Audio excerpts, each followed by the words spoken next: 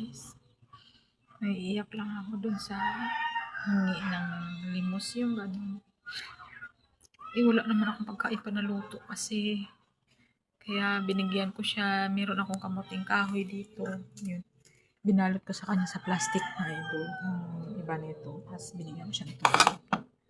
Tapos konting pamasahe. Katulong mo lang kahit papano sa na sikmura. Kakalam na sikmura. At syempre, matanda na. Kaya hindi natin maano yung tao. Galing daw siya sa malayo. Diba? Pakahirap yung may magaganyan na maranasan yung mga anak ko ganyan. Sakit din sa kalooban. Pabayaan yung magulang. Sana hindi ko danasin. Hirap. Ako lahat ginagawa kong paraan ko na alam kong tama para sa mga anak.